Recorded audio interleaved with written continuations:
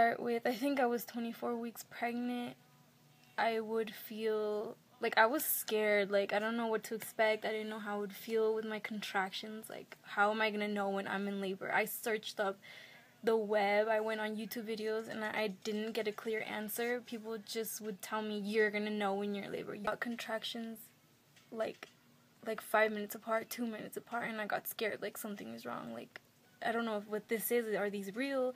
Somebody just told me that they're supposed to go away, and mine didn't. They would be like all day. I came in the room and they gave me my gown, and I remember seeing at the other side of the room that there was where the baby goes when it comes out. So I was freaking out. I was like, oh my god, what if I have my baby today? Like, what's going on? And then I guess they were monitoring my contractions with that belly band for like 2 hours. They came in and they kind of said, like, we don't know what's going on, we don't know why, like, we're gonna give you a shot, like, to stop them.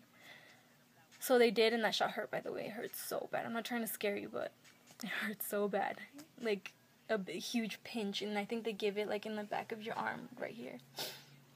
So that shot made me feel really shaky. Like, I was really shaky. The contractions did stop, but when as I was leaving the hospital, they came again. And I called them and I said, hey, I got the shot, like, is something going on? And they were like, you know what, just call us if they get worse, if they hurt more, or if your water breaks. There's nothing we can really do about it now except wait. And if you were to stay in the hospital, you would wait probably all day, and I didn't want that. And the 2 days before my due date, we had sex, and then I think that's what triggered it, because they did not stop at night. Like, I couldn't sleep. Like, they would not let me sleep. And I still waited. And I think I went to the doctors, like, around 10, and I told them, like, these are kind of stronger. Like, I even got ready. I took a shower. I put on my makeup. Like, I just had a feeling. And I went in, and I was in there for, like, 2 hours. Like, at 12 in the morning, I got out. They were like, you know, there's nothing we can do about it. You can even come back. Like, your water can break, like, in 30 minutes when you get home, and then you just come back. Like, you don't know. But right now, do you prefer being comfortable at your house, or do you just, like, there's nothing we can do about it now? So I was kind of like, yeah, let's just go home, because I'm tired of being here. I was there again for, like, 2 hours when they were just monitoring my contractions. So we went home, and I was trying to sleep again. I was trying to lay down, and then they just got really worse, like, to the point where I was like, okay, I can't take it. Like, I cannot walk. Like, now I know what the doctors meant when they said, call us when you're, like, when you can't breathe, when you can barely talk. And then, so I called them, and it was really hard to talk. And I told them, like, I can't do it anymore. Like, and they were like, come in, it's okay, come in. And then in the car ride, I was crying. Like, I couldn't believe the pain. My boyfriend was like, I'm sorry. He was like, rubbing my back. We're almost there, and I lived 30 minutes away from the hospital.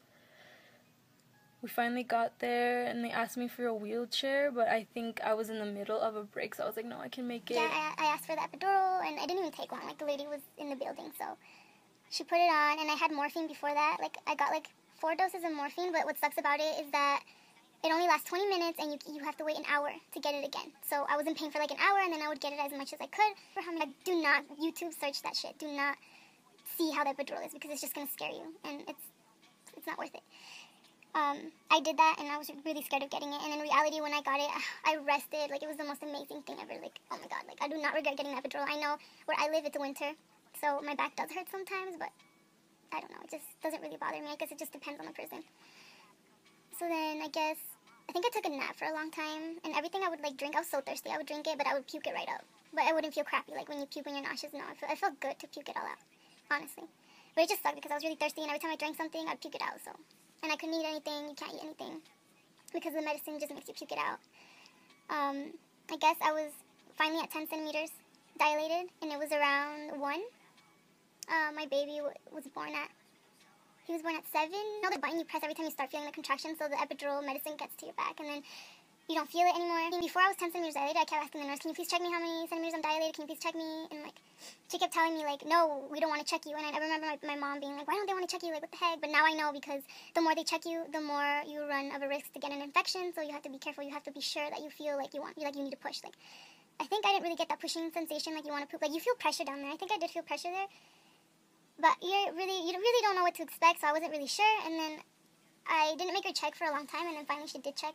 And I was 10 centimeters, and she's like, okay, are you ready to push? And I kind of got teary. Like, I was like, oh my god, I just pushed, and he comes out. Like, I'm so excited. Little did I know that I pushed for 5 hours, and I got a hernia from pushing too much. So when he came out, I don't really remember what happened after that, because I pushed so much and so hard. I didn't have any breaks. Like, they kept telling me, like, if you want a break, you can stop pushing. But I just wanted him out. Like, I wanted to meet him. I was excited. Like, I want him out.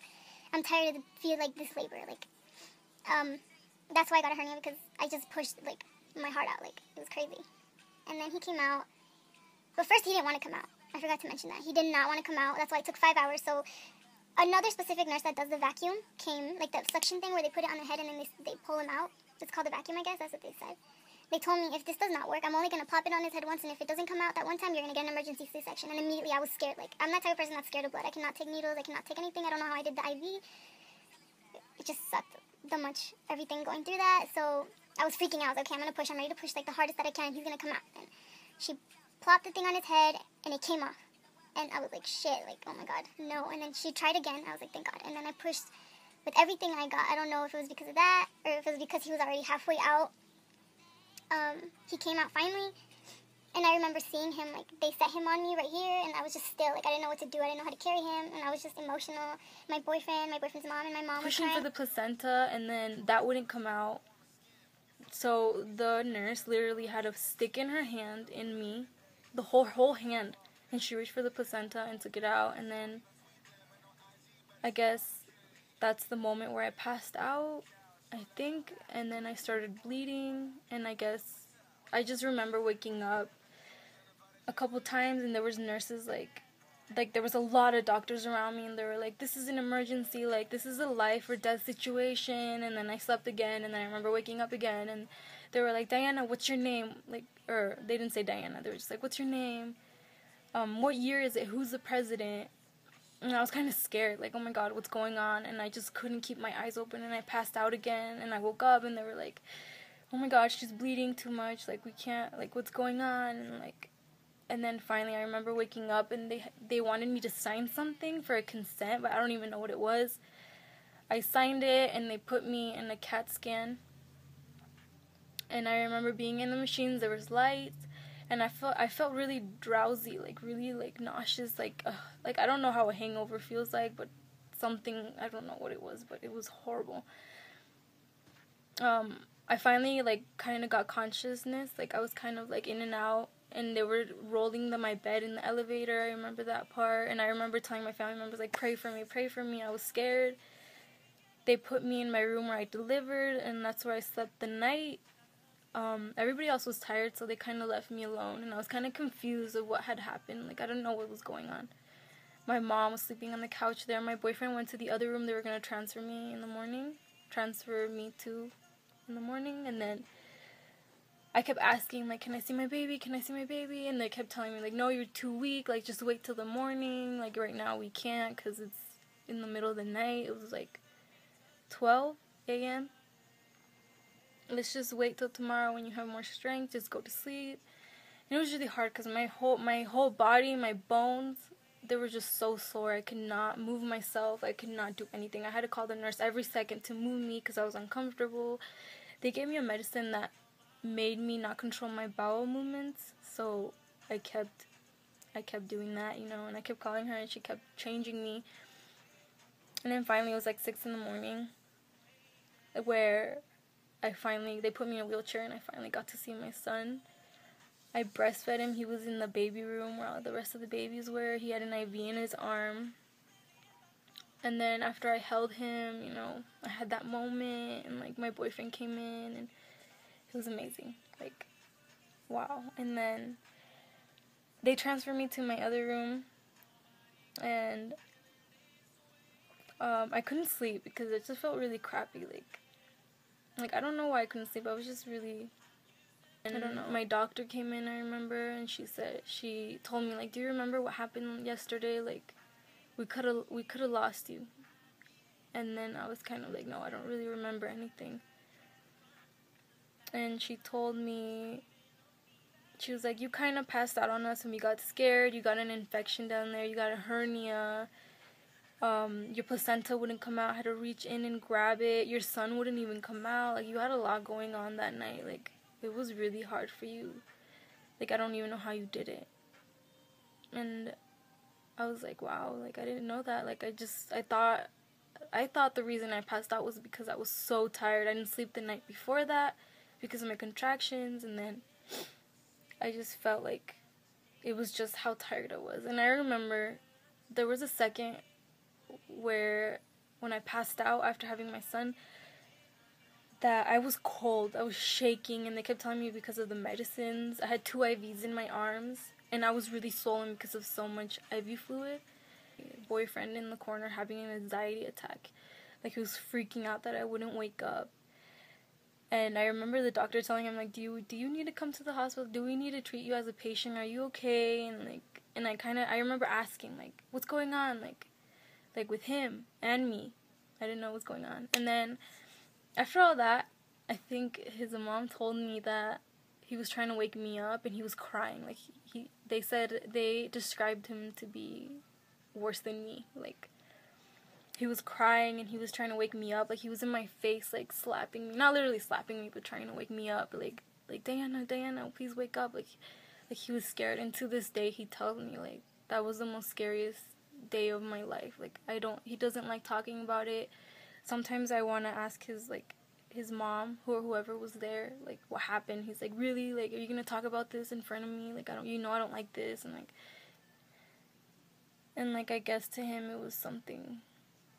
He got to see what happened to me. Like, even though I didn't know what was going on, he knew. And I think for him that was a scary moment. Anyways, after I was in my transferred room, I didn't get my baby till I stayed in the hospital 4 days. And I didn't get my baby the 3rd day, where they ran tests on him to see if he was okay, and he was doing perfect. But because I was passed out that night, or that I didn't get that 1 hour thing on my chest, the moment on my chest after your baby's born, he didn't get the milk I had, or he didn't get my supply started, so they had to feed him donor's breast milk, which I'm really grateful that in my hospital they're able to do that. So he got used to the fast fluid going through the bottle, so every time I would try to breastfeed, he would cry and he would be really frustrated. So I have to formula feed him now, and I breastfeed him. I started pumping only because he just wouldn't latch on because of how slow my milk supply would come out. But the more I pumped, the more effort I made, the more milk would come. And to this day, he can breastfeed all day. I'll probably give him 4 ounces of formula 2 times a day, and he's good with that. Unless I go out or something, I don't breastfeed in front of people. I'll go to the bathroom or something, but I usually give him formula. But yeah, that's with my labor. Again, don't be scared because everybody's labor is different. Nobody's is the same. I had a best friend in the hospital with me at the same time we were pregnant. I go to a school where there's teen parents, so she was there, and we were the same amount of pregnant, and she had a C-section, and I was kind of curious, how is that? She said it wasn't as bad as she thought it would be, because you just don't feel it, obviously, but I don't know. I don't think you should be scared of what's coming. And I remember being pregnant, and that was the scariest thing of everything, thinking about labor, what the heck is gonna happen, what if they cut me open, I was scared.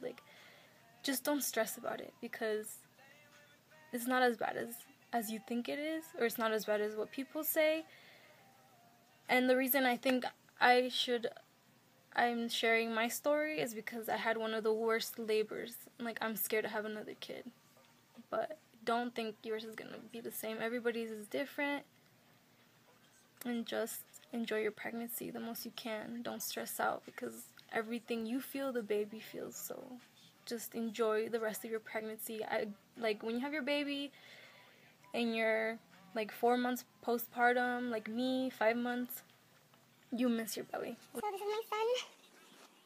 He has a fever right now, so he's feeling really crappy right now. And he's tired, but this is what comes out of it, all that. Everything I went through my whole labor was worth it.